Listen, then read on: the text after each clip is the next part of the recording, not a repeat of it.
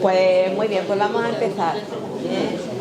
Buenas tardes a todas y a todos. Y nada, hoy tenemos la suerte de contar con José Luis Domínguez, que bueno, José Luis Domínguez estudió filosofía y después se dedicó a la enseñanza. Como ya saben, es profesor del Instituto José Cadalso, tiene ya una trayectoria de 3 décadas de docente. Y además ejerce de jefe de estudios, lleva ya 20 años siendo jefe de estudios del Instituto José Cadalso. Esto demuestra que la filosofía no está reñida con la disciplina. y nada, bueno, pues nosotros estamos encantadísimas de tenerlo, porque ha hecho un gran esfuerzo. Tengo que agradecerle mucho que esté hoy aquí, porque ha tenido que hacer un esfuerzo grande. Y nada, pues destacar su extraordinaria inteligencia, su no menos preclaro sentido del humor, que todos que los conocemos lo disfrutamos mucho. Y bueno, pues vamos a meternos en los inicios de la filosofía, ahí en los principios. Bueno, pues muchas gracias por la presentación, aunque la mitad era mentira, toda la parte buena. Bueno, espero no ser ameno, no aburrirles mucho. Les voy a hablar sobre algo que muchos escucharían cuando estuvieron en el instituto. El origen de la filosofía, cómo empezó la filosofía, quién la empezó, y especialmente, sobre todo, otra cuestión que a mí no me explicaron los libros, que es por qué tardó tanto en empezar.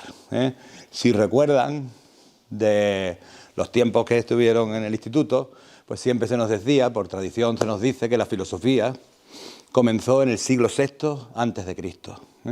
Aunque antes tenemos que ponernos de acuerdo un poquito de qué filosofía, sin meternos en profundidades, porque los que lean de estas cosas sabrán que los filósofos no se ponen de acuerdo ni en qué es la filosofía.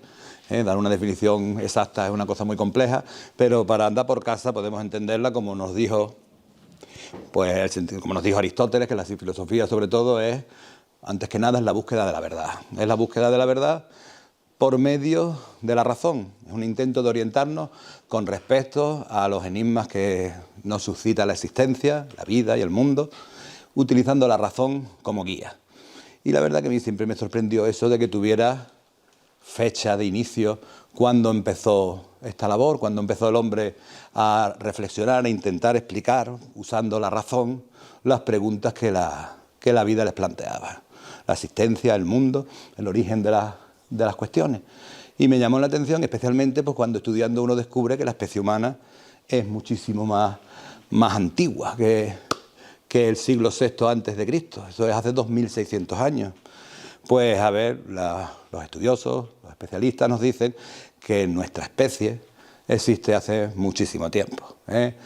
Como mínimo hace unos 180.000 años. Algunos hablan de más, 200, pero nos quedamos con esa cifra que 180 mínimo, 180.000 años, es pues increíblemente muchísimo más tiempo que 2.600 años que han pasado desde Tales de Mileto. Esos 2.600 no llegan a un 4% del tiempo total de la humanidad en su estimación más baja, que sean 180.000 años. A ver, y siempre me pregunté yo, bueno, ¿y por qué tardamos tanto en plantearnos cuestiones de tipo filosófico? Porque básicamente no es sino intentar descubrir la verdad sobre nuestras dudas usando la razón. La principal razón de que tardáramos pues tantísimo tiempo, 180 o 200.000 años de historia, y que preguntas, explicaciones de tipo filosófico, que básicamente son explicaciones intentando argumentarlas racionalmente, dar explicación dando razones, dando argumentos, pues tardaron tantísimo. Entre una razón principal es lo que califico como indeterminación instintual. El ser humano es una criatura pues bastante diferente al resto de los animales.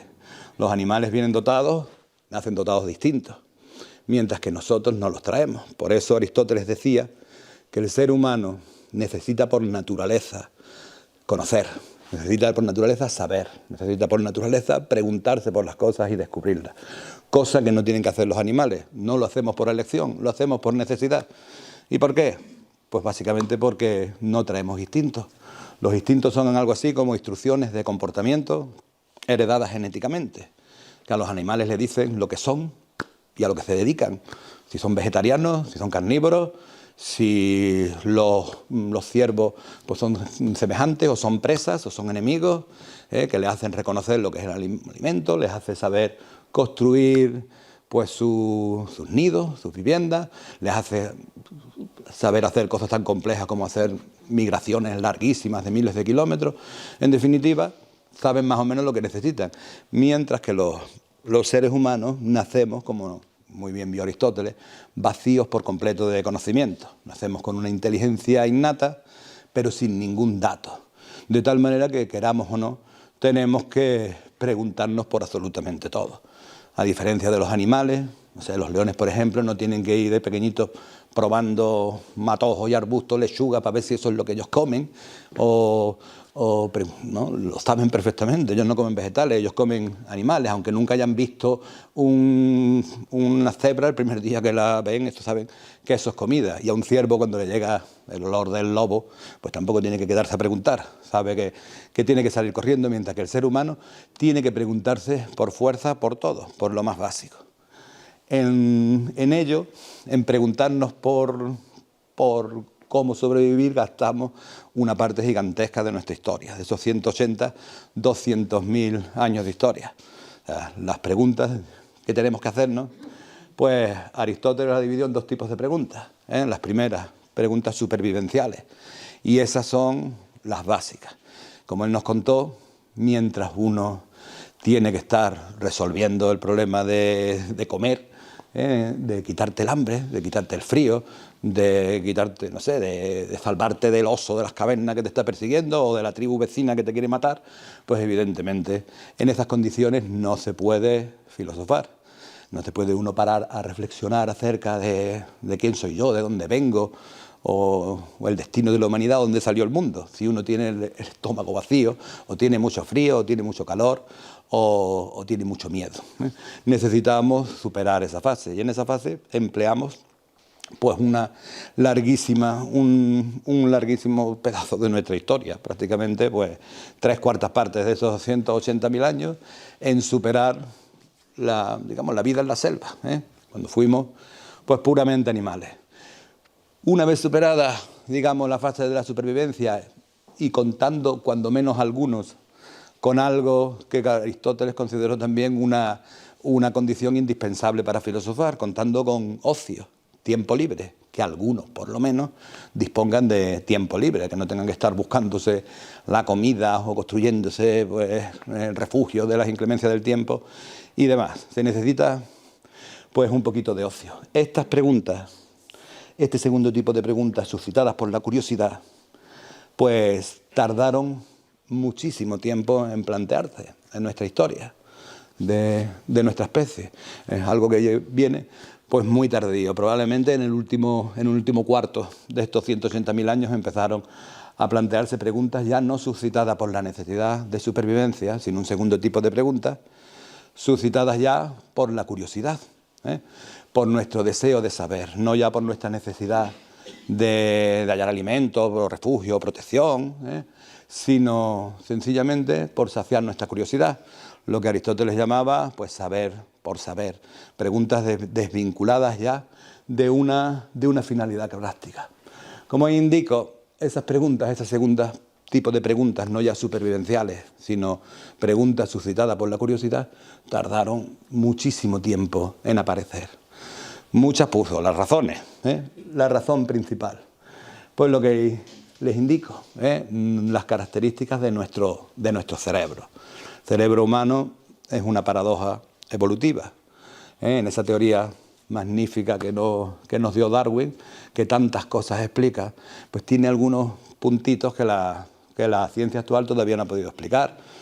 El principal es cómo apareció la primera, cómo se pasó de lo no vivo a lo vivo, y la segunda cuestión es cómo se puede explicar el cerebro humano. Lo difícil que es explicar desde los parámetros de la teoría de la evolución el cerebro humano es lo que llevó a que un cofundador de la teoría de la evolución, Alfred Wallace, pues considerara que el cerebro humano era la muestra, la prueba de que Dios tenía que existir. ¿Por qué? Pues porque básicamente el cerebro humano es pues el primer órgano prácticamente del que tenemos noticia que tiene unas potencialidades extraordinarias pero que esas potencialidades tardaron muchos milenios, decenas de milenios de años en suponer una ventaja, en ponerse en efecto y por tanto suponer una ventaja y poder ser seleccionadas.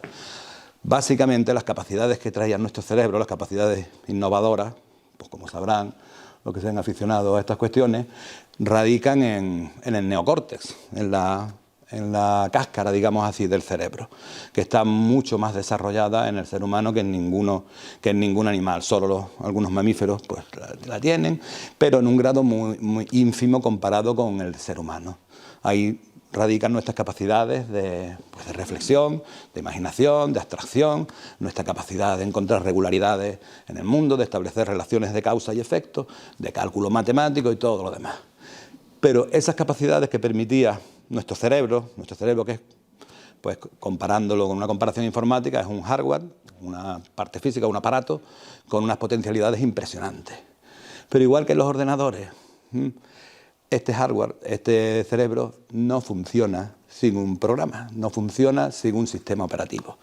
Y el problema de la humanidad es que no trae de fábrica ese sistema operativo, Este ordenador pues necesita un sistema operativo, que no sé cuál será, supongo que será Windows o no sé si será Linux o alguno de estos. Nosotros nacemos sin sistema operativo. El sistema operativo que necesitamos es el lenguaje humano, es el lenguaje simbólico, que difiere mucho del de los animales y no lo traemos de nacimiento. No somos como los grillos, que saben hacer sus ruiditos para comunicarse entre ellos de forma innata, o como los perros, que puedes tener tu perro desde chiquitito, tú solito en tu casita, que tu perro sabe ladrar y contestar al otro y expresar sus emociones, su tristeza, su alegría, su miedo, su enfado. El que quiere echar de enfrente lo sabe de forma innata.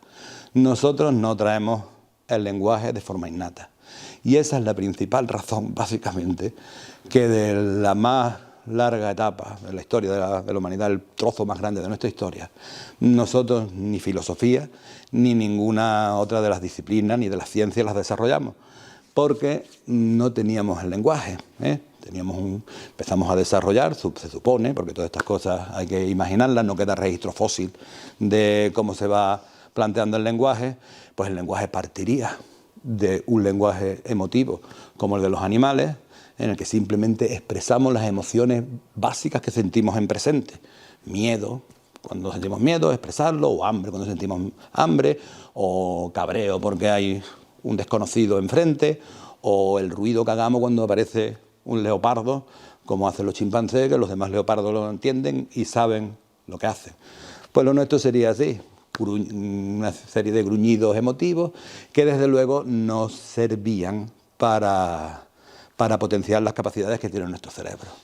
Para que se desarrollaran, para implementar nuestras capacidades, hacía falta un lenguaje simbólico, que abreviando mucho se distingue del de los animales. Los animales es un lenguaje emotivo, expresan sus emociones básicas que sienten en presente, hacen su ruido, por ejemplo, de hambre cuando tienen hambre.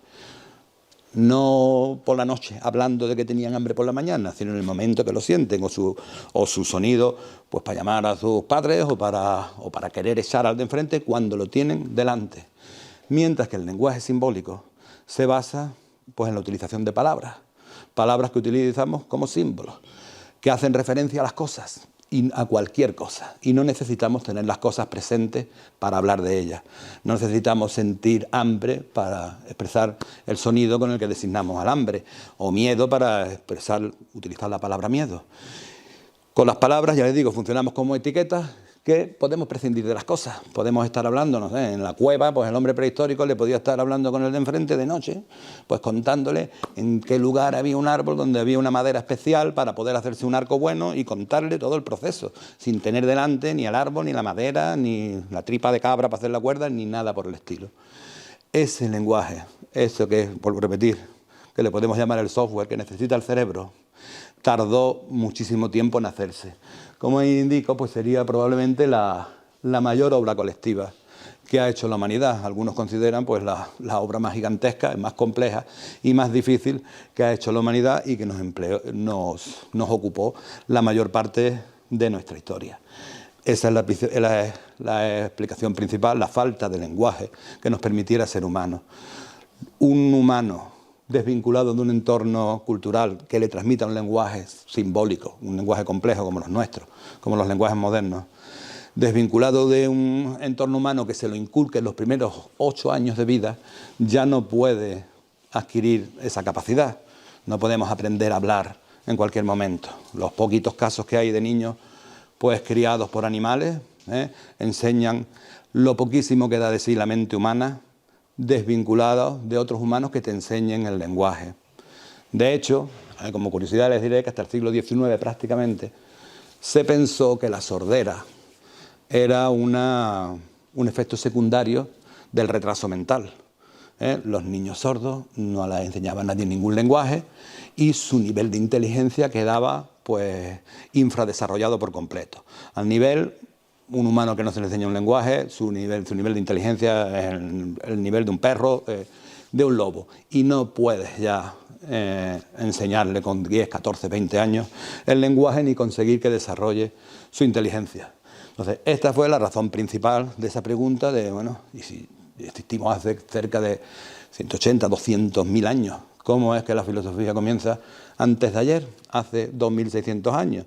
La respuesta principal del periodo más largo de tiempo de nuestra existencia, de por qué no existió, es porque sencillamente no habíamos desarrollado todavía el lenguaje humano.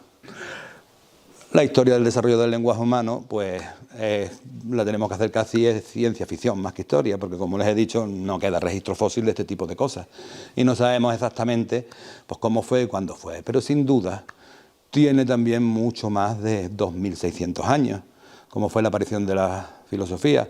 Las primeras ciudades, grandes, con cierto nivel de desarrollo, donde sin duda ya había gente en la clase alta que tendía algo de ocio, de tiempo libre, como decía Aristóteles, para pensar, pues fue hace mucho más de 2.600 años. Las primeras ciudades, ya les digo, unos 4.000 años antes de Cristo. 4.000 años son 40 siglos, no los 6 siglos de antes de Cristo que se tiene constancia de que Tales de Mileto fue el primero que reflexionó. Y yo también me preguntaba, bueno, ¿y qué pasó en estos 40 siglos, que son muchos siglos, para no haber reflexionado? ¿Por qué hasta Tales de Mileto pues nadie pensó de forma filosófica, digamos así? Pues a ver, la respuesta principal es que durante mucho tiempo, cuando el ser humano ya tenía pues, su capacidad lingüística que le había permitido desarrollar su inteligencia y le había permitido pues, preguntarse por las cosas y dar contestaciones, lo cierto es que la humanidad no requirió de la filosofía ni tampoco de la ciencia durante muchísimo tiempo. Nos bastó con los mitos y con la religión, que son las dos primeras respuestas que dio el ser humano durante muchísimo tiempo, durante largos siglos. Pues las sociedades tenían suficiente con las explicaciones que daban la mitología, las explicaciones que daban la religión, respecto a la necesidad de orientación que teníamos en el mundo. Por mito podemos entender algo así como un relato protagonizado por seres sobrenaturales, dioses, semidioses, titanes, gigantes y cosas así, ocurridos siempre en un tiempo primigenio, en el origen del tiempo, en el principio de todo, y que nos vienen a dar explicación de las cuestiones que nos interesa saber. Por ejemplo, no sé, los pueblos agrícolas pues les interesaba saber cómo empezó la agricultura. Los pueblos navegantes pues les interesaba saber cómo empezó la navegación. El que tenía una montaña muy grande pues quería saber, como los guanches, de dónde había salido, cómo empezó el Teide. Y así con todo. Y fueron los mitos, fueron las leyendas lo que utilizaron los hombres para contestar estas cuestiones. Y tuvimos suficiente durante larguísimos milenios. Las personas crecían en un entorno cultural más o menos desarrollado, muy complejo, como fue el de la Grecia clásica, con leyendas preciosas y pues, muy ricas, o nacías en una tribu con mitos mucho más simples, más sencillotes, pero suficientes para nuestras necesidades de orientación. ¿Por qué entonces tardó tanto en llegar, ya teniendo nuestro lenguaje desarrollado, habiendo gente con tiempo libre suficiente como para plantearse cuestiones, como qué es el Sol, de dónde hemos salido y demás? ¿Por qué hasta hace 2.600 años no nos planteamos pues estas cuestiones. Pues el señor Aristóteles nos vino a contar su seguridad absoluta con que el primero había sido Tales de Mileto. Tales de Mileto pues fue el primer filósofo del que queda constancia escrita, del primer filósofo del que queda constancia escrita, que dio una explicación a nuestras preguntas. En concreto, él se preguntó, como los primeros presocráticos, por el universo, dónde había salido, cómo había empezado todo este tinglado, cómo empezó el cosmos. Y pues Aristóteles fue el primero que vino a decirnos, este es el primero que ha filosofado. ¿Será correcto pensar que fue Tales el primero? Pues sin duda no fue el primero. Es un poquito iluso pensar que con tantísimos siglos y tantos hombres que habrían vivido a lo largo de los siglos, el primero que reflexionara usando la razón, dudando un poquito de los mitos y las leyendas y la religión, y que cosas como, no sé, los problemas de la existencia, la injusticia, la muerte, no le llevara a cuestionarse pues de forma filosófica las explicaciones de las religiones de los mitos. Yo me niego a creer que el señor Tales fuera el primero. Sin duda debió haber muchos otros, en China, en la India, en Babilonia, en Egipto. Egipto era antiquísimo cuando Tales de Mileto empezó, tenía más de 2000 años de antigüedad. ¿Qué ocurrió en estos lugares? Si filosofaron, ¿por qué no nos queda constancia? Pues sencillamente, como indico ahí, y como nos hizo ver Aristóteles, porque no podían dejar constancia escrita. Grecia tuvo una particularidad espectacular. Ahí les señalo las particularidades principales que en los libros de texto nos contaban cuando hacíamos COU, o segundo bachillerato, los más jovencitos, qué características tenía Grecia, que expliquen que ahí surgió la filosofía en el siglo VI a.C. Recuerdo una que nos contaban, era la de que era un país montañoso, una orografía difícil, que hizo que la navegación fuera la forma de transporte preferente, la más sencilla, la más útil. Eso posibilitó facilidades de contacto, desarrollar la navegación posibilitó contactos con otras culturas, con los egipcios, con los persas, con los fenicios, etc. Esa es una razón. Otra de las razones, esta es también muy importante, la filosofía surgió en las colonias que tenían los griegos en Asia Menor, en comunidades en contacto con otras culturas asiáticas, culturas que tenían otros mitos, otras leyendas. Y probablemente la principal razón para que tú dejes de creer en tus creencias, en tus mitos, digamos así, lo que te han enseñado, es que conozcas otras explicaciones. Igual que nos dijo Baroja que el nacionalismo se quita viajando, pues me parece que también pasa lo mismo con la mitología, se quita viajando. Si tú nunca has escuchado ninguna explicación del fuego, más que la que te han dado a ti en Grecia, de que el fuego pues, fue un titán, Prometeo, que se compadeció de los hombres y lo robó a Hefaisto, el herrero de los dioses, ¿no? Y nos lo dio a nosotros, al gran mosqueo de Zeus, que en su bondad infinita pues, castigó a Prometeo, como es bien sabido, a una tortura infinita, ¿no? Un buitre que le roía las entrañas durante todo el día y por la noche se le volvían a regenerar como un castigo eterno por habernos dado el fuego, ¿no? Si tú has escuchado eso y nada más que has escuchado eso y todos que conoces solamente han dicho eso, pues tú te lo crees, como se cree básicamente uno, pues lo que le dice su comunidad. Pero si tú viajas, vives en otros entornos, eres marinero o tienes contactos con marineros, con gente de otros lugares, o vives en un lugar donde tienen otras tradiciones, se propicia mucho más que tú te cuestiones cuando ves que los otros tienen explicaciones tan buenas como la tuya y que parecen gente tan capaz como tú y que a lo mejor, como ocurría con el Imperio Persa, parecen más antiguos, más civilizados que tú. Tienen ciudades más grandes que las tuyas, tienen templos más grandes que los tuyos, y están dando explicaciones que no tienen nada que ver con las tuyas. Eso pudo tener mucho que ver con que algunos se cuestionaran las explicaciones que nos daban los mitos. Otro factor que también pues, nos señalan siempre, más que nada, entre otras cosas porque fue uno de los que remarcó Aristóteles, pues que la organización social que tenían los griegos permitía, tenían la sociedad pues, estratificada, tenían esclavos, y eso permitía que un buen pedazo de la población, los nobles y buena parte de los hombres libres, pues dispusieran de tiempo libre, porque eran los esclavos los que trabajaban, y dispusieran tiempo para charlar, para hablar, como les gustaba tanto a los griegos, gente como Sócrates. Sócrates no era noble, era más bien pobre, pero era un hombre libre, tenía más o menos superado el temilla de la supervivencia, digamos así, y se dedicaba pues a charlar y demás. Lo que ocurre es que esas tres características primeras las tienen muchas otras sociedades. O sea, países que recurrieron a la navegación, pues había un puñado. Los egipcios no fueron grandes marineros, pero también navegaron y contactaron con muchas culturas, y también los persas, etc. Estar en contacto con culturas distintas, pues bueno, lo mismo que los griegos estuvieron en contacto con las colonias de Asia Menor, las colonias de Asia Menor estuvieron en contacto con los griegos, y no empezó en esas colonias la filosofía, ¿no? Y bueno, y los egipcios tuvieron contacto con otros reinos, con otras culturas. No era nada novedoso. En realidad, la única característica que es exclusiva de Grecia es la que señalo como la cuarta característica: la ausencia de una iglesia oficial y la ausencia de un libro sagrado. La sociedad griega fue la primera cultura desarrollada que no contaba con una religión oficial, con una verdad más o menos revelada y con una clase sacerdotal poderosa que controlara, vigilara el pensamiento y persiguiera la disidencia. Cosa que sí existía, pues, evidentemente en Egipto, cosa que sí existía en Persia, en India, etcétera, etcétera. Esa es la característica fundamental que separa y que no se había dado a Grecia de las culturas anteriores y que no se había dado anteriormente.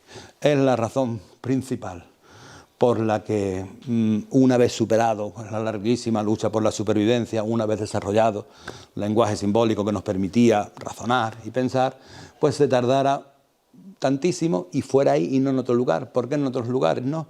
Antes le he dicho que seguramente pues, hubo egipcios, hubo babilonios, persas y de todo, personas pues, que tuvieron reflexiones de tipo filosófico, pero se la tenían que callar.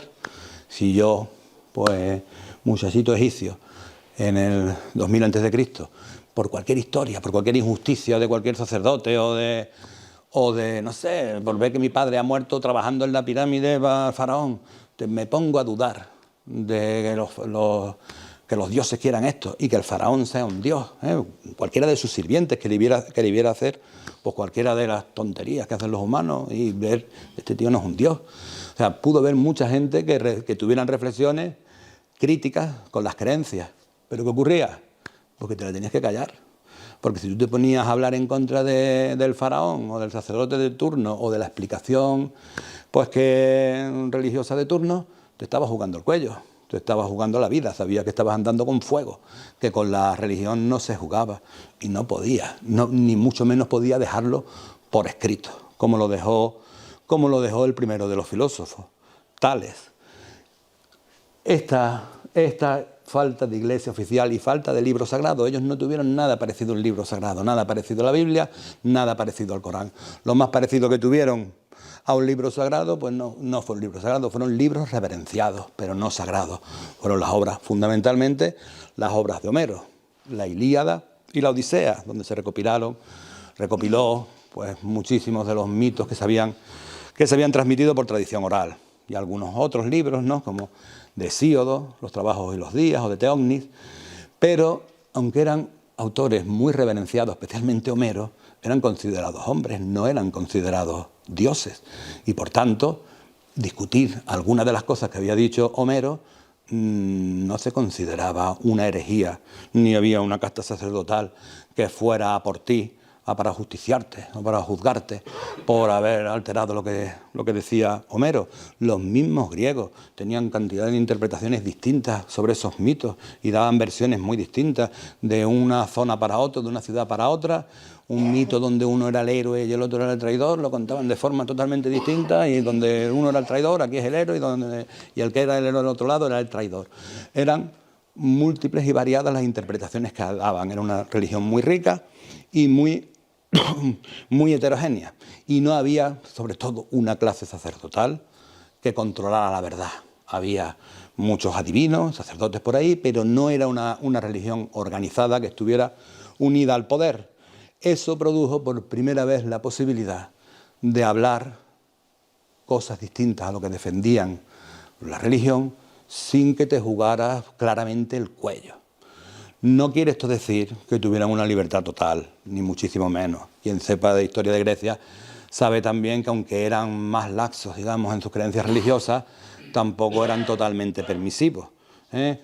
Nada más que hace falta recordar a Sócrates, un par de siglos después de Tales.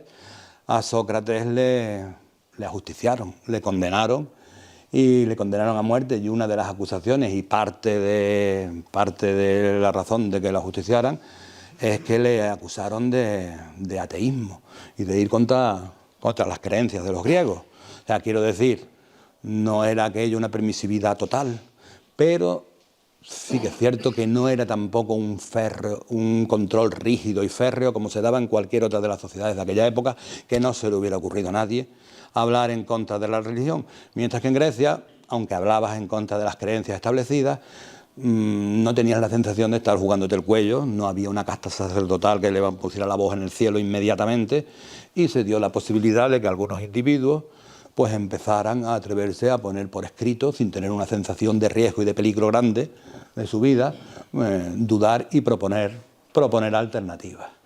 Y de entre los que propusieron las alternativas, pues a ver, el primero de todos, según nos dice, del que queda constancia, el primer individuo del que queda constancia, que nos dejó una explicación filosófica, fue Tales. Tales es el primero de una serie de filósofos. Primero empezaron en las colonias, como ya le he dicho otras veces, de colonias griegas de Asia Menor, Tales, Anaxímenes, Anaximandro y un largo etcétera. Fueron un buen puñado. Sus teorías hoy casi ninguna nos interesa, casi ninguna de sus explicaciones con respecto al origen del mundo interesan hoy, desde el punto de vista ya pues de una humanidad que ha evolucionado mucho y llevamos muchos siglos de ciencia. Las explicaciones que dieron los griegos resultan ahora mismo pues pobretonas absolutamente, empezando por la de Tales, de Mileto.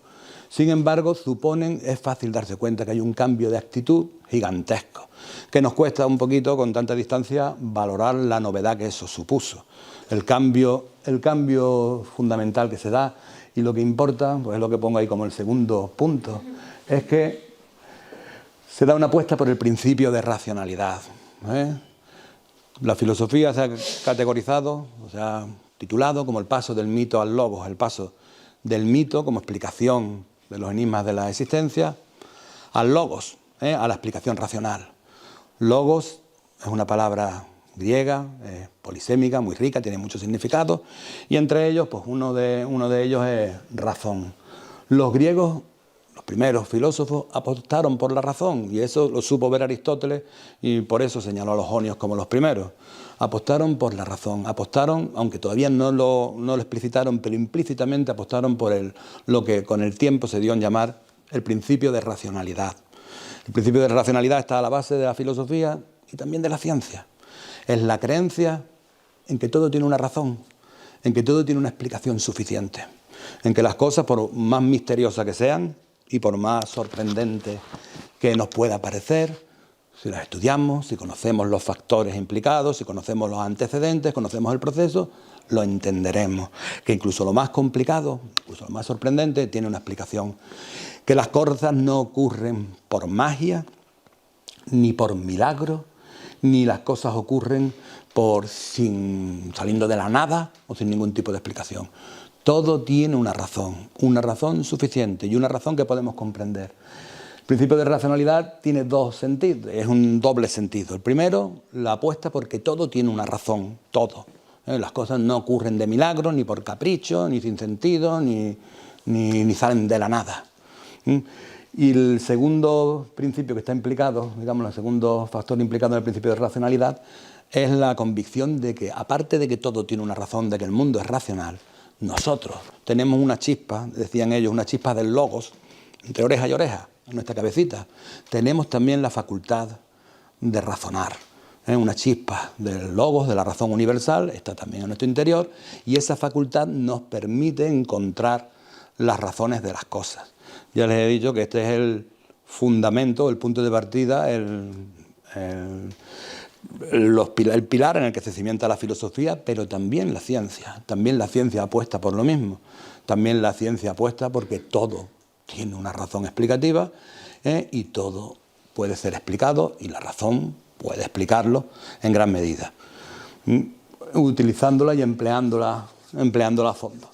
Pues bien, esa es la verdadera aportación de los griegos, apostar por la razón, apostar por la capacidad del ser humano de descubrir la verdad, que ahora nos cuesta mucho comprenderlo, que eso pudiera empezar un día, porque estamos tan acostumbrados a fiarnos de nuestra capacidad de razonar. Tenemos millones de pruebas de lo que puede producir ese ordenador o ese proyector, las medicinas. Nosotros no nos lo tienen que contar, que razonando podemos descubrir pues las causas de las cosas y las leyes de la naturaleza. Tenemos ya muchos siglos de ciencia detrás y muchas demostraciones, y nos cuesta comprender que hubo un tiempo en que a nadie le había dado por eso, por considerar que la verdad no se encontraba en una iglesia, ni en un libro sagrado, ni en un oráculo, ni en un adivino, sino que la verdad la podías encontrar fiándote de nuestra capacidad de analizar las cuestiones, de escrutar los hechos, de analizarlos con nuestra imaginación, de verlos desde distintos puntos de vista, de extraer conclusiones, de razonarlas, de encontrarle pegas, de proponer mejoras. Nuestra capacidad sencillamente de pensar, de analizar las cuestiones. Ellos fueron los primeros que apostaron por esa capacidad.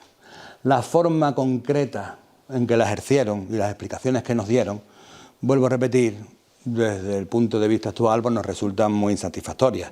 Quien quiera buscar orientación en la vida, en lo que nos dijeron los presocráticos, apañado va, porque de las cosas que nos hablan, pues la verdad que nos parecen un poquito rudimentarias. Ellos, sobre todo, como ahí les indico, y como muchos recordarán, cuando lo estudiaron en la enseñanza media, el señor Tales, de él y de la mayor parte de los presocráticos no queda nada de sus escritos, no nos quedan, se perdió todo con el tiempo. Lo que nos quedan son las referencias que nos hicieron algunos pensadores, algunos escritores que sí tuvieron esos libros pues hace muchos siglos. Entre todos pues destaca Aristóteles. En el libro 10º de la Metafísica hace una pequeña historia de la filosofía donde se encuentra pues el 90% de lo que sabemos de los presocráticos.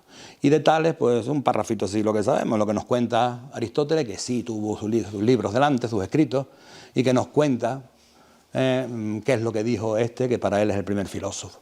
Y nos viene a decir que el señor Tales, igual que todos los primeros filósofos, buscaron explicar. Lo primero que se buscaron explicar es lo que nos cuentan pues, todos los mitos al principio, cómo se creó el universo, de dónde han salido las cosas, como nos cuentan también pues, en la Biblia, que empieza por el relato del Génesis. Se planteó que todo había salido del agua, en la explicación que nos da Aristóteles. El señor Tales dijo, todo había salido del agua. En el principio, todo era agua. Eso es lo que ellos llamaban el arjé. El arjé es la fuente o el principio originario del que sale todo. Y consideró que de él salían todas las cosas y se iban transformando en todo lo que conocemos. Pero que la esencia de todas las cosas, su naturaleza interior, su verdadera realidad, seguía siendo el agua. Eso es la fisis, que es un doble concepto, son conceptos distintos pero muy relacionados. Arjé es la fuente originaria, el principio del que todo surge, y la fisis es la naturaleza esencial. Para el señor Tales, todo salía del agua, todo volvía al agua. Si se hubiera quedado ahí y hubiera explicado eso, si ese fuera el resumen de su explicación, para Tales, todo surgió del agua, todo partió del agua, lo suyo hubiera sido pues una explicación mitológica más, otro más que nos cuenta la verdad, así de sopetón, que nos dice lo que hay y punto. Pero con Tales hubo una novedad, que vuelvo a repetir, visto desde ahora, suena poca cosa, esos son los argumentos que nos dio Tales, pero Tales es el primero que da argumentos para intentar justificar por qué estoy diciendo yo que todo empezó con el agua y todo salió del agua. ¿Y cuál era la razón? ¿Cuáles son las razones que nos da? Pues ahí recojo algunos de los argumentos recogidos por Aristóteles. Pues dice que Tales pensó esto porque había visto que la naturaleza de todo era húmeda, de todo lo vivo. Eso lo sacaría, pues yo qué sé, de ver que los animales pues necesitan beber agua, que en gran medida están compuestos de líquidos, de sangre, que no sé, que una planta, una semillita, a base solo de echarle agua, porque no le echó bocadillos ni nada, pero el agua se transforma al final pues, en un girasol de medio kilo, ¿no? O en un árbol. Pues, y añadió que él vio pues, una observación que hoy, si alguien la dijera en serio, pues lo llevaríamos con cuidadito al manicomio, pero que en aquel tiempo, pues bueno, para aquel tiempo pues tampoco era tan mal pensar algo así. Él dijo, nos dice Aristóteles, que Tales señaló que el agua calentada produce el aire que respiramos es agua calentada, cosa que sabemos que es erróneo, pero que no es tan raro pensarlo en aquel tiempo. Tú calentabas una marmita de agua y el agua desaparecía y estaba todo aquí, ¿eh? Hoy sabemos que las moléculas de agua están en suspensión y demás, no se transforman en aire, pero le pareció eso y era bastante, no es una cosa que digamos rara, que pensar algo así. Y también nos dice Aristóteles que pensó, que señaló, que también enfriándose produce sólidos, ¿no? El hielo. Y deducimos, bueno, porque él pensaría que lo mismo que produce el hielo, pues también produciría el mármol y las demás cosas, ¿eh? Simplemente eso nos dice.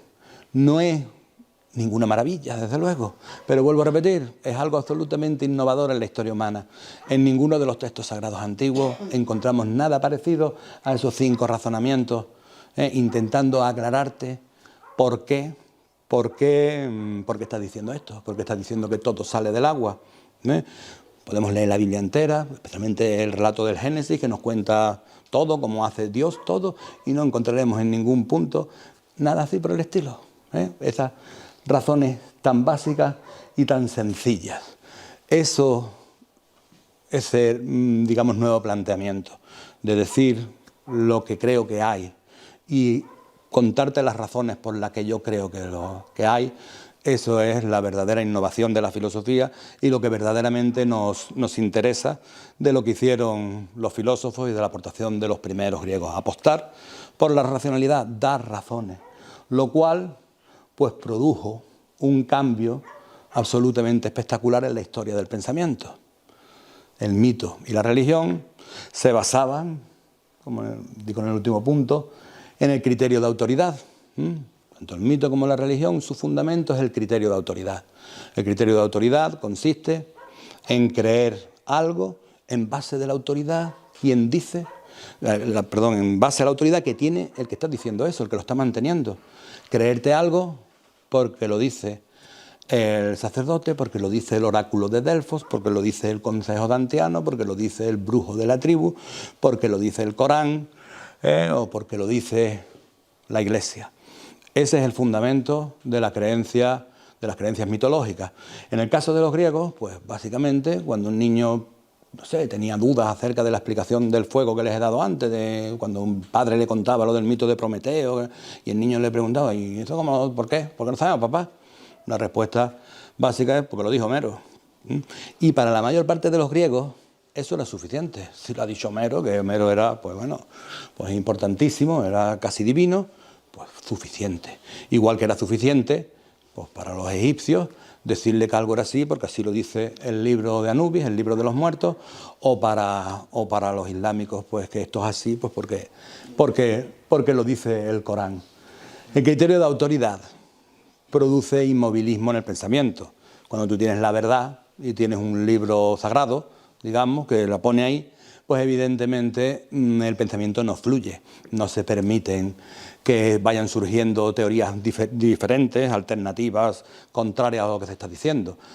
El criterio de autoridad, la religión, en una sociedad pues tiende a perpetuarse y a perseguir a los disidentes y produce pues sociedades bastante estáticas, sociedades pues tan increíbles como la sociedad egipcia, que durante más de 2000 años prácticamente no evolucionaron a nivel de ideología, a nivel de pensamiento, digámoslo así. Sin embargo, la actitud filosófica, la de dar argumentos, aunque sean argumentos pobres y sencillotes, la de dar argumentos sí propicia algo nuevo que no propiciaban los textos sagrados ni la mitología. Propicia que tú lo analices, que tú lo sopeses, que tú utilices esa capacidad racional tuya que tienes de evaluar las cosas, que tú mires las conclusiones que sacó ese hombre, y que tú pues debatas esas ideas, que las discutas, que le propongas mejoras, que te quedes con la parte que te gusta, pero le añades las 4 cosas que a ti se te ha ocurrido, que propongas sugerencias o que la arrumbes completamente esa teoría y propongas una completamente distinta en la que tú vuelves a dar tus argumentos. Y esos argumentos a su vez serán contestados por el siguiente, etcétera. En definitiva, que lo que propició los argumentos del planteamiento de Tales es la posibilidad de que se plantearan alternativas, de que el pensamiento fuera evolucionando. Y eso es lo que ocurrió de forma inmediata. Si recuerda alguno de sus pasos por el bachillerato, pues el siguiente que vino fue Tales, y Tales se quedó con parte de lo que decía, el siguiente que vino, disculpen, Anaxímenes, se quedó con parte de lo que decía Tales.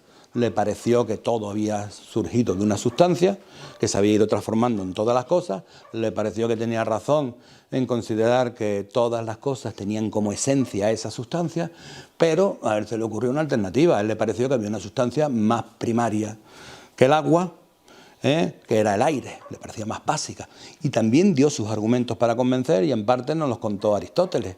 Él vino a decir que él consideraba que era el aire el que formaba, el que estaba en el origen, neuma le llamaba él, y que el aire se había ido transformando en todas las cosas. Y también dio su explicación, vino a decir que él decía que igual que cuando la dilatación produce calor, cuando soplamos con la boca abierta, pues sale el aire caliente.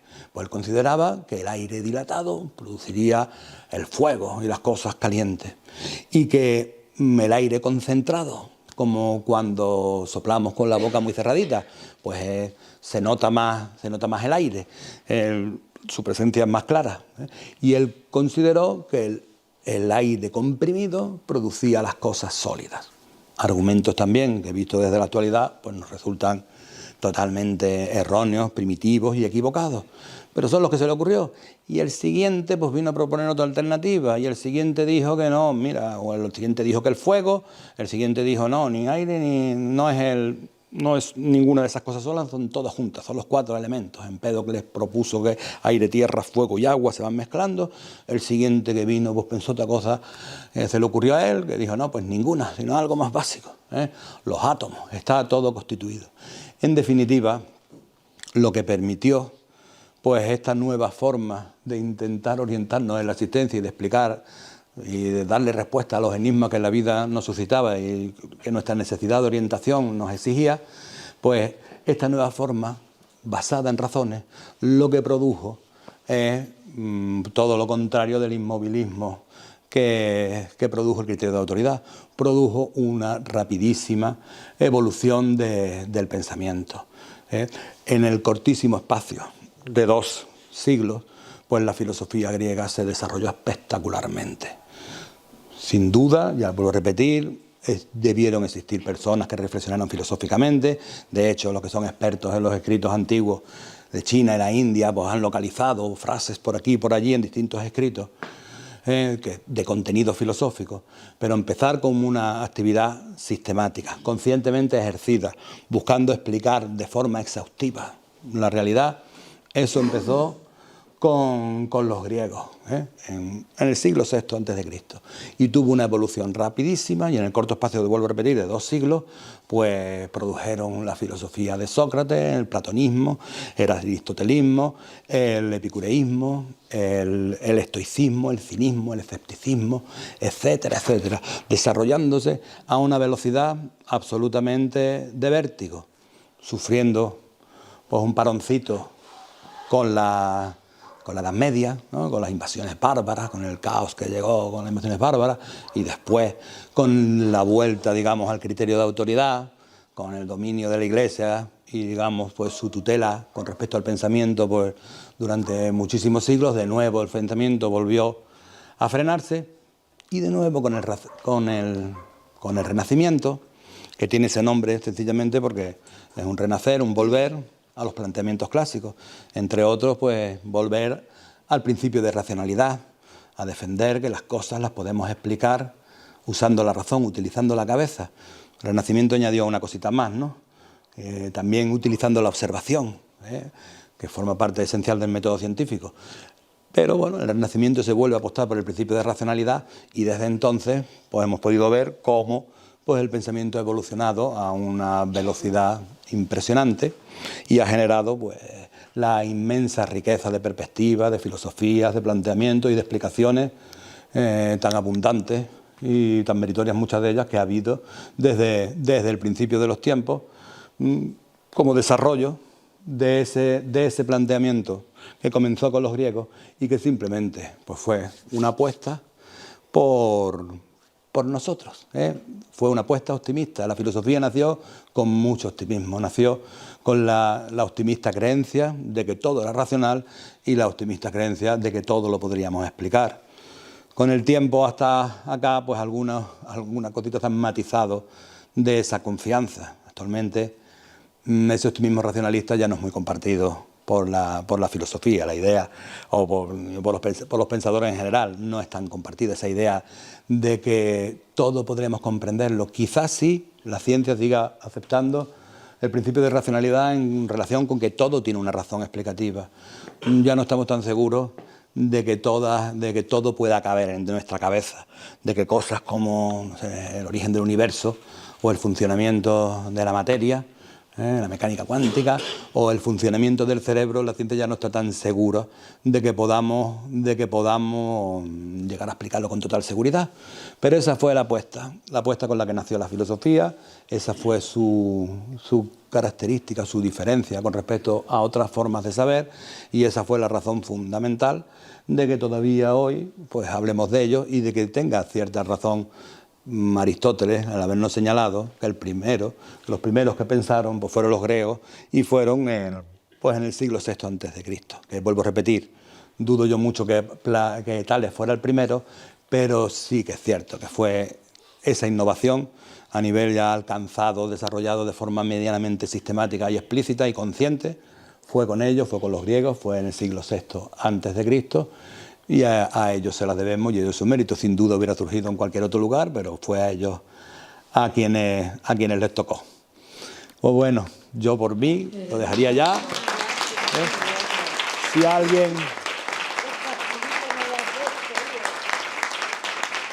alguien quiere preguntar algo, lo preguntamos, y si no, nos vamos a casita. ¿Sí, Margarita? Una pregunta, espero que sea sencilla. Sí, procúralo por la cuenta que te trae. La aportación de la filosofía de Al-Ándalus, ¿cómo la valoras tú? Porque aquí hubo una playa de filósofos, o sea, cuando se estudia la filosofía del mundo occidental y todo esto, como que se pasa muy de largo de toda, bueno, no solamente filósofos, sino también muchísimos científicos. Pero la aportación de la filosofía... La aportación de la filosofía de Al-Ándalus es, cuando menos, en un aspecto está sumamente reconocida. A ellos le debemos que se salvaran las teorías de los filósofos griegos más importantes. Cuando el hundimiento del Imperio Romano, las invasiones bárbaras, todo se perdió en Occidente. Prácticamente de Aristóteles y Platón no quedó prácticamente nada, ni conocimiento. Y pues en el mundo árabe se salvó, y a través de Al-Ándalus se reintrodujo, especialmente Averroes fue el que nos empezó a hacer ver que existía un señor que se llamaba Aristóteles. Otros también a través de Al-Ándalus fue los que difundieron la doctrina de Platón. Entonces, en ese sentido, esto está reconocido, quizás lo que se reconozca a nivel de historia de la filosofía, del papel fundamental de los filósofos de Al-Ándalus, el de divulgar un conocimiento que se había perdido, que ellos lo guardaron y ellos lo reintrodujeron, y sin ellos no lo habríamos tenido. Tienen menos peso las teorías. Sí aportaron. Averroes hizo muchísimos comentarios a Aristóteles, muy valiosos, ¿eh? Pero te debo ser sincero, yo a Averroes no lo he leído, ¿eh? Pero sí sé que sus teorías pues bueno, no forman parte, digamos, de la tradición filosófica que se considera de primer nivel, más que nada porque fue un comentador, pero sí tiene un papel importantísimo. Y yo sí que aprecio muchísimo pues los pensamientos de otras figuras de Al-Ándalus, que algunos no lo consideran filósofo, pero que a mí me parece que sí, como es Omar Khayyam, un poeta pues cuyo brevísimo poema Rubaiyat, pues encierra una sabiduría enorme y muchísima gente todavía lo valora muchísimo y probablemente sea mucho más leído que ninguna de las obras de Averroes. Pero vamos, sobre todo a nivel de historia de la filosofía, para un estudiante americano cualquiera de Facultad de Filosofía, Al-Ándalus, su papel fundamental fue el de guardar la filosofía griega, conservarla y reintroducirla en Occidente. Muy bien. Bueno, ¿una cosa más o nos vamos a casita? Bueno, una pregunta, una observación. Si tenemos en cuenta la larga evolución temporal del Homo sapiens, entonces mirándolo de lejos, es curioso porque coincide tanto en el tiempo, con un siglo más o menos, tanto en el tiempo como en el lugar, no solamente el origen de la filosofía, sino también de la escritura, de la arquitectura, de la escultura, de la literatura. El tiempo es muy poquito, el espacio es muy pequeño. Supongo que todos esos fenómenos están muy interrelacionados. Sí, por supuesto que sí. Yo supongo que tendría que ver, el primer desarrollo fuerte de la cultura debió tener que ver pues con el cierto refinamiento, haber superado las cuestiones supervivenciales, el haber desarrollado el lenguaje tal como se había desarrollado, que permitió, pues eso, hace que surja la civilización en torno a Mesopotamia, y que en un corto espacio de tiempo pues vaya floreciendo las distintas culturas. Sí, tiene que estar todo muy relacionado. De todas maneras, tampoco fue un momento preciso, no estamos hablando de una década ni un siglo en concreto, es un espacio más amplio, pero evidentemente todo tuvo relación. Sí. O sea, mirándolo con esa escala de 200.000 años, fue todo juntito que se dio la aparición de todas esas cosas. En que la ausencia de una estructura eclesiástica, sí, eso es absolutamente decisivo. A ver, yo no encuentro otra explicación de que en casi 3.000 años de historia en Egipto no hubo nadie disidente, no hubo nadie que se le ocurrió nada distinto, y supongo que sí lo habría, y que en muchas charlas allí, pues en las noches en el desierto, pues hablarían de lo divino y lo humano. Lo que ocurre es que no queda constancia escrita. ¿Y por qué no queda constancia? ¿Por qué no queda de ninguna constancia escrita? Pues probablemente sería pues por miedo a las represalias, porque hay una verdad establecida, porque hay una clase sacerdotal fuerte y porque se mata a la gente que va en contra de lo establecido. No se me ocurre, ni ninguno de los estudiosos que he leído otra explicación acerca de por qué fueron los griegos los primeros que se atrevieron a dejarlo por escrito, porque había mucho más liberalidad en el plano religioso. No había una iglesia oficial, que controlara la verdad, ni un libro sagrado. Nunca había habido una sociedad desarrollada, fuerte, que no tuviera un libro sagrado, un libro mágico, digamos así, que fuera obligatorio cumplir. Los griegos fueron los primeros que tuvieron un grado de desarrollo suficiente, que no lo necesitaron. Con algo así como Homero tuvieron suficiente. Con las explicaciones que dieron a Homero, que es la religiosidad compartida que tenían los griegos, es básicamente pues la mitología que nos recogió Homero. Y eso fue suficiente para ellos, pero como he dicho antes, ni Homero era considerado Dios, ni hijo de Dios, ni su palabra era considerada palabra de Dios. Era muy reverenciado, como nosotros reverenciamos a Cervantes.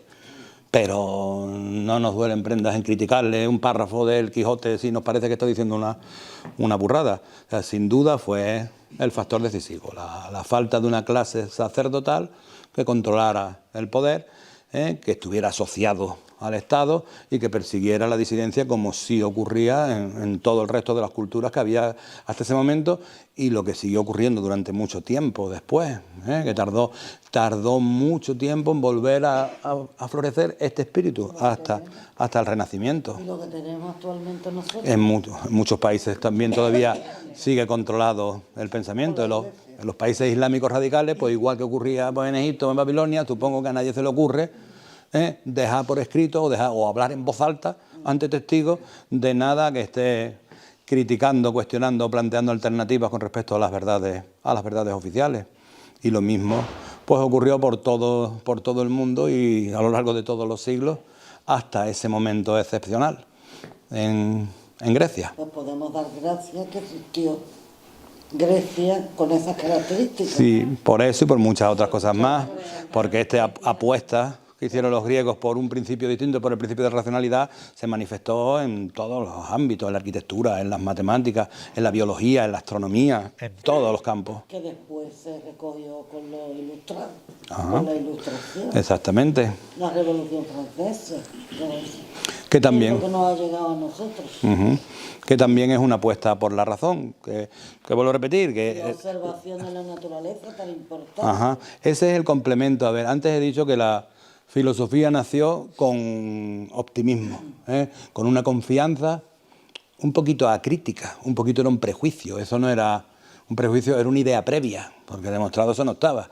La idea de que todo era racional y la idea de que todo podíamos conocerlo por medio de la razón. Durante larguísimos siglos la humanidad confió en eso. Solo en el Renacimiento, explícitamente con Galileo, digamos que la humanidad llega a su mayoría de edad y se da cuenta de lo vano de esa pretensión. La idea de que solo porque con la razón veamos algo y estemos seguros, eso no es garantía de que sea verdad. El método científico viene tal como lo formuló Galileo, la tercera regla, la última es la decisiva. La decisiva es tu teoría, lo que has calculado, compruébala por medio de la observación. O sea, no es suficiente que tú lo tengas clarísimo, que lo hayas visto como lo vio Tales, o como lo vieron todos los filósofos. No es suficiente que tú lo veas clarísimo. Llevamos ya, en el Renacimiento llevamos 2000 años de filosofía y había habido pues una purriada de individuos que habían visto las cosas clarísimas, pero el siguiente te lo había desmontado y el siguiente así, y habíamos tenido, bueno, y sobre todo en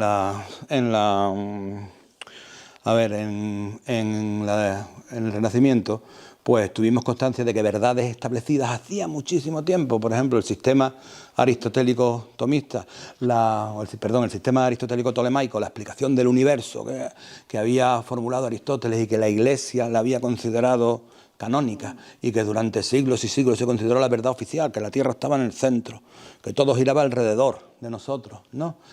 Eso fueron explicaciones hechas con la razón y en cierta medida con la observación, porque la observación desde luego avala que la Tierra está quieta y que está en el centro. Y si nosotros miramos, la observación avala que el Sol se mueve.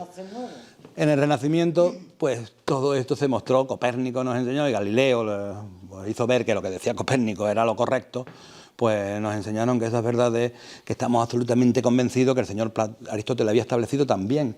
No solo que estábamos quietos, Aristóteles también, utilizando la cabeza, dio un intento de explicación a la forma del universo. Una explicación que ahora también pues vemos que es muy rudimentaria, y si alguien la defendiera ahora, pues también lo llevaríamos al manicomio. Aristóteles se puso a pensar la forma del universo, miró la luna y mirándola dijo, eso tiene que pensar un huevo, para decirlo con claridad, y no se cae. ¿Cómo que no se cae? Pues utilizó el conocimiento que tenía. Si algo está tan grande, tan pesado o no se cae, eso está apoyado en algo. Pero no estamos viendo nada. Entonces, está apoyado en algo invisible. ¿Y qué puede ser un apoyo invisible? Pues con el conocimiento que tenía, pues se le ocurrió, tiene que ser cristal. Tiene que ser cristal. O sea, hay una esfera de cristal que rodea la Tierra y ahí está engastada la luna como una joya en una corona. Cada movimiento que Aristóteles vio en el cielo, que identificó independiente, distinto de los demás, le asignó una esfera. Vio que el Sol también hacía un recorrido distinto al de la Luna, pues le asignó otra esfera. Observó 54 movimientos distintos, Marte, Júpiter, Saturno, etc. Y consideró que el universo era una serie de esferas cristalinas concéntricas. Eso es un ejemplo de intentar explicar pues, el universo utilizando la razón, con estos argumentos. La luna tiene que estar apoyada en algo porque cualquier cosa, si yo cojo esta botella, la suelto aquí, se cae. Si no se cayera, es por algo tiene que ser, porque hay un hilo cogiéndola o algo. Pues la luna tiene que ser eso. Y el sol igual, tiene que estar apoyado en algo, si no, ¿cómo que no se nos cae encima? Pues esa explicación entró en crisis en el Renacimiento. Y sencillamente con las observaciones de Copérnico, pues vio que las cosas no cuadraban, que si te tomabas el trabajo de durante muchas noches, pues ir intentando hacer un mapa del movimiento de los planetas, eso no se parecía en nada a una cosa que diera vueltas alrededor de nosotros, solo la Luna correspondía y hacía lo que tenía que hacer. El resto hacían cosas rarísimas porque no estaban girando alrededor de nosotros. Eso que Copérnico, en su momento, por miedo a las autoridades eclesiásticas, lo tuvo que proponer como un pasatiempo. Él dejó clarísimo que, por supuesto, la verdad era de la Biblia. La tierra está quieta y no se mueve, pero voy a proponer esto, una ocurrencia para que le gusten los problemillas matemáticas, los enigmas lógicos, para que se entretenga. Diciéndolo así, consiguió que se lo permitieran publicar, pero Galileo fue el primero que dijo, esto no es un pasatiempo. Y se atrevió a decir lo que Copérnico, que tenía un poquito de más miedo, menos protectores que los que tuvo Galileo, pues Copérnico dijo para curarse todo. Copérnico evidentemente sabía que lo que estaba diciendo era cierto, pero lo propuso como un pasatiempo. Galileo fue el que lo dijo rotundo, y ya sabemos lo que le pasó a Galileo. A Galileo lo juzgaron, y Galileo lo único que, hombre, había evolucionado un poquito la sociedad y la Iglesia tenía un poquito menos de poder, y el Papa tenía unos cuantos enemigos que apoyaron a Galileo, y consiguió salvar la vida, pero no la libertad. Él ya no volvió a pisar la calle, estuvo en arresto domiciliario el resto de su vida. Algunos recordarán que fue el Papa Juan Pablo II, en el 90 y pico, 94, creo que así, el que oficialmente pidió perdón por el juicio de Galileo, reconociendo que nos habíamos equivocado. Bueno, lo que quería decir que Galileo, la formulación del método científico y la tercera cláusula, es, digamos, una superación, digamos, es la madurez de la humanidad, el reconocimiento de que fuimos demasiado ingenuos cuando pensamos que todo podíamos explicarlo por medio de la razón, que la razón no es suficiente. Por más razonable, por más cuadrada que esté una teoría y más evidente que nos resulte la cabeza y más personas la aclamen y participen de ella, la den por buena, no es suficiente. Hay que demostrarlo por medio de la observación, porque a nosotros los humanos nos pueden parecer cosas muy evidentes, como que la luna tiene que estar en una esfera de cristal, y eso no tener nada que ver con la realidad, pues como mostró Copérnico o como demostró con claridad Galileo, cuando con su telescopio pudo, pues, ver que Júpiter tenía cositas dándole vueltas, tenía lunas, lo cual era incompatible. ¿Cómo va a tener dándole vueltas una cosita, un satélite, si tiene una esfera de cristal? Está engastado en medio, ¿cómo la atraviesa? ¿Cómo nos choca contra...? Eso fue la demostración, Pero tanto pesa el criterio de autoridad que, vamos, Galileo, como anécdota les cuento, se lo contó a uno de los aristotélicos más importantes que había entonces en Italia, se llama Salviati. Se lo enseñó en su telescopio durante una noche entera para que siguiera un poquito el rumbo de la luna, y lo que le dijo Salviati, pues, muy característico de la mentalidad de quienes, pues, han sido educados en un pensamiento religioso. Salviati lo que le vino a decir es, pues mira, lo veo tan claro que si no fuera porque Aristóteles y la Iglesia lo han dejado totalmente clarísimo que la Tierra está quieta y la Biblia lo establece, pues si no fuera por eso te tendría que creer. Pero prefirió creer a la Biblia y a Aristóteles que a sus propios ojos. Muy bien. A ustedes, gracias. Muchas gracias a ustedes.